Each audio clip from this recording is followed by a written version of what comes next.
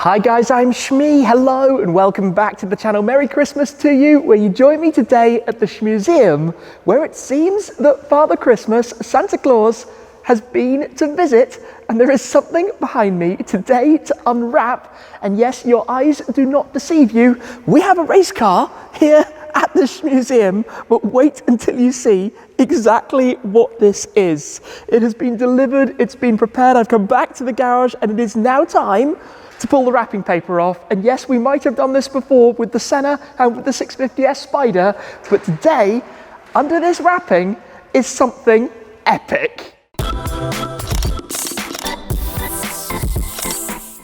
What do we have here then? Something wrapped up at the Shmuseum, ready to be unveiled. Something completely different to any of the other cars in the collection. All of the other Shmeemobiles being road cars, many of which we've seen the collection of over the years. But this has been delivered, and I think you can take a pretty good guess at what might lurk underneath. When you see the shape of the nose cone, the front wing, obviously the wheels outboard, the center position, the side pods, the intake, the spoiler at the rear. This is something completely different, something crazy, something very special to be part of any growing collection, something that has only been possible because of having the Shmuseum, this location with some space to be able to store it.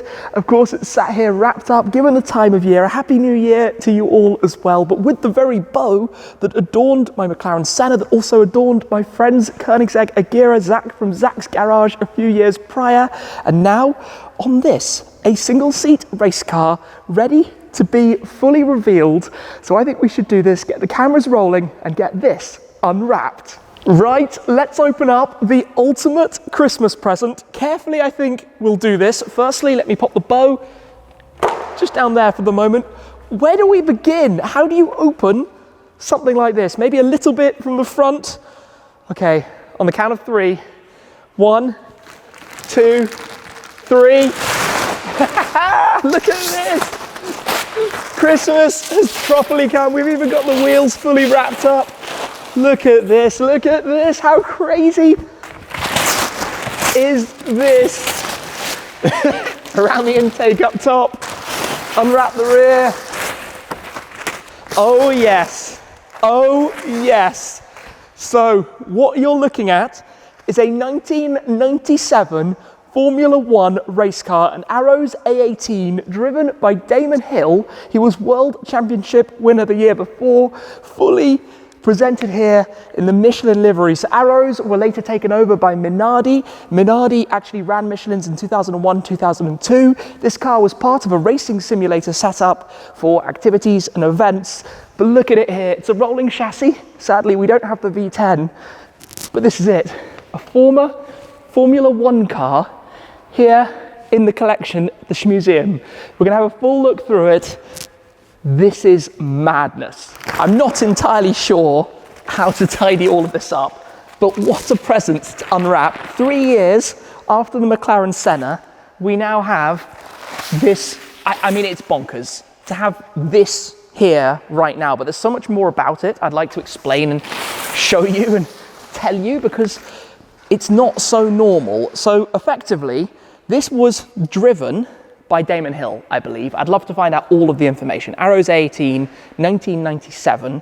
Obviously, as I said, there's no engine back here. At the time, they had the V10s. So imagine if you had an engine in this and you started it in here. That would be ridiculous and absolutely deafening. But it was converted into a race simulator. So effectively, what we have is a steering wheel setup, which is a quick release removable steering wheel, and pedal set that moves electronically down below, which can be connected to a console, a screen up front, and used as a sim. So maybe that's something we'll kind of bring back to life with it. But we're looking at a car with, you know, Formula One wheels and tires, the full body. I just can't quite get my head around it. And it's so amazing, because this was the era when I started watching so much of racing. I was about 10 at that time. And look at how simple it is compared to modern Formula cars, modern race cars. We actually had, as a bit of fun, the whole nose cone off. We had the engine bay compartment off, which is all in the Shmuseum behind the scenes coming tomorrow. So stay tuned for that. But it's the brutal, beautiful simplicity of the design. You know, obviously the very narrow cone, your feet are up here somewhere, through to the wide side pods for the intakes, for all of the cooling, obviously to get back into the engine bay, the snorkel over the top as well. And then when you come around towards the rear of the car, back here, obviously this very square profile wing that was so iconic at the time, this actually has a power cable here, a little bit different for something like this. The reason it has that is so that obviously you can connect it up to the power to send everything through, because back here is effectively a computer and a sound speaker system, sound system with a few different speakers which are in the side pods. But this is like, it's just, to look at it, it's beautiful, it's stunning, it's such a special thing. I do want to take a climb and sit inside it, but before I do that, I'm going to come over here for a moment to the G-Wagon, where we have a helmet, because you've got to sit in a car like this with a helmet on, right? It would almost be wrong not to. This is so cool. Without the Shmuseum, without a place like this, something like this would not be possible. Having somewhere to put it, obviously you can't drive it on the road, obviously you can't drive it anywhere, you can only move it, and it's surprisingly not very heavy as well. But let me pop that on there for a moment. There's no dignified way to do this, but I will try my hardest to climb in as well as I can and slide in here. It's insane. The way you sit, come and have a close look here. Legs go completely straight down through there. Like my heels are above my hips, basically. Snugly inside. Grab the wheel with shift paddles on the back. That clicks in there at the moment. This is like, imagine this. I mean, try and get my driver's view here for a moment. Looking forward, you're looking straight down over the top of this. The steering wheel sitting just under your eye line, the outboard wheels sitting up front, these tiny little mirrors. And then, of course, if I can reach it, I can put my helmet on. Lovely full carbon Sparco helmet. In the car. Oh, this is mad. I just want to start making driving noises and feeling a bit excited about it. Oh, this is unreal. I never thought I'd have something like this in the collection. Never in a million years. This is absolute out of this world. This was genuinely driven. Damon was sat right here. How cool would it be if he came to visit someday and just saw this again? Madness, absolute madness. Now, I'm not entirely sure what our plans are going to be for it. Whether we'll bring it back to full racing sim spec again, he says, working out how to climb out. Whether we'll change up the livery a bit. Obviously, this is how it's been as part of display purposes over the last couple of years. But what I was thinking here at the garage basically is when we've got everything in and we've got all of the lifts for storage down that side, we'll have, I've talked a few times about the kind of fan of cars around this side for display, and we'll have this whole empty space back here where my Clio is currently undercover. How cool to have a Clio, like my first ever car, in the same collection as that, former F1. We also, by the way, have a few other parts and things here too. Two other wheels decked in the Michelin tyres. Michelin were involved in F1 from 2001 to 2006 as the tyre supplier. So of course that's why we've got these loaded up on it and decide what to do with these as well. But I'd say that's a pretty crazy addition to the collection. Never did I ever think something like that one day might join the garage. And yeah, here it is, the ultimate Christmas present. I'm lost for words. As you'd probably imagine, a rolling chassis like this, without the engine and without a lot of the other things that it would have inside, is not exactly the heaviest thing in the world. In fact, from a wheel, you can literally just roll it and move it around. So if we do want to move it in the garage, this is basically how we have to do it. Turning the wheels, he says, kind of like this, which is definitely interesting, but does the job, or I suppose we could put it up on some trolleys and wheel dollies just to give it a little bit of a slide around.